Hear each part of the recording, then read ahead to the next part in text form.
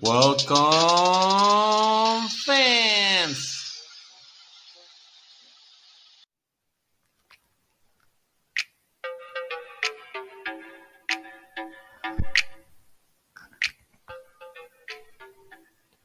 Welcome to this morning news on Alex Value Head Finance.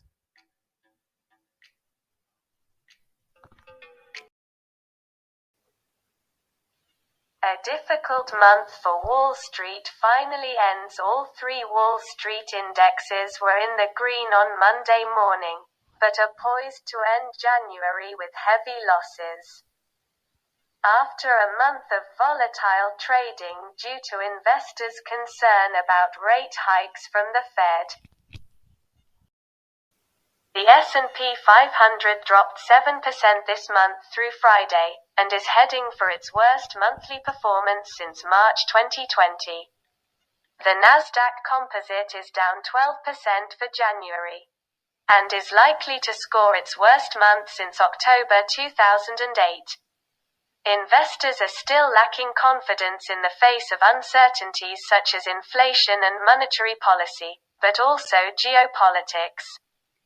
With Russian aggressiveness on the Ukrainian border, U.S. central banker Raphael Bostic, who is a hawk, i.e., a proponent of less accommodative policy, told the Financial Times that the Fed is not ruling out raising rates by half a point rather than a quarter point if inflation remains high. But its base case remains 3/4-point hikes by the end of the year. This week will bring some questions about global monetary policy, with the Bank of England and the European Central Bank announcing their first 2022 monetary policy decisions on Thursday. They are, however, at different stages of their cycles. The bow has already tightened rates once and is about to do so again, while the ECB is still in a holding pattern. In the US, January's employment figures will be the focus on Friday. On the corporate side, quarterly results continue to pour in. So far, more companies are beating earnings per share estimates than average. But they are doing so at a lower than average margin. FactSet summarizes as 1/3 of large US companies have already reported. On the revenue side, the average is exceeded in both quantity and quality. What does this mean? That corporate earnings are holding up well despite inflation affecting their costs, and that this provides support for stocks in these more volatile times. There will be a lot of quarterly announcements this week, including Alphabet, Exxon, Meta, Alibaba, AbbVie, Novo Nordisk, Novartis, Roche, Shell, Amazon or Sanofi. Economic highlights of the day. German January inflation and Chicago PMI are on today's agenda.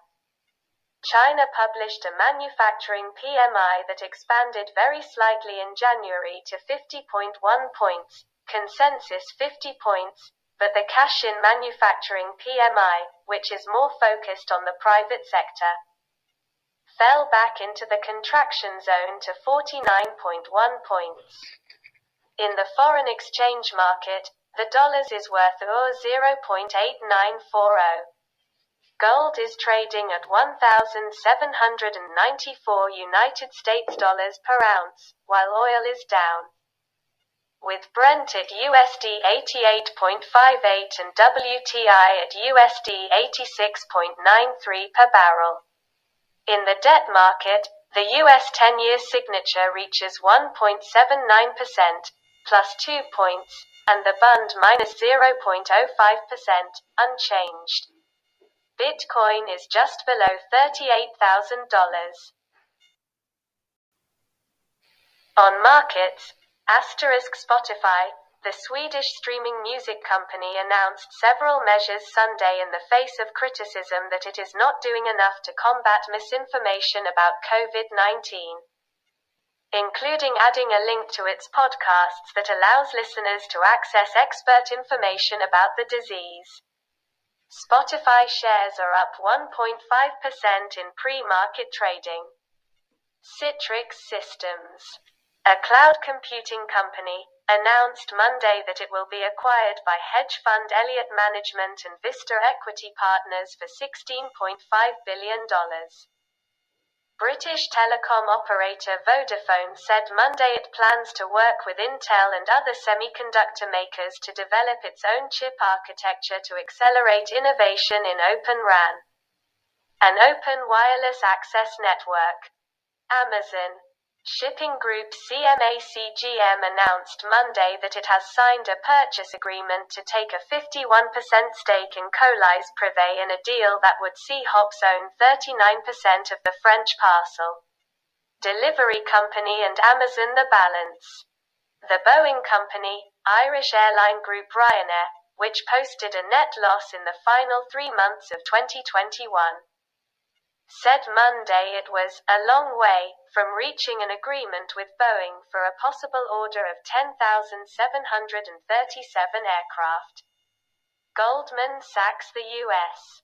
bank announced Friday that it paid its chief executive David Solomon a total compensation of $35 million for 2021 compared to $17.5 million a year earlier.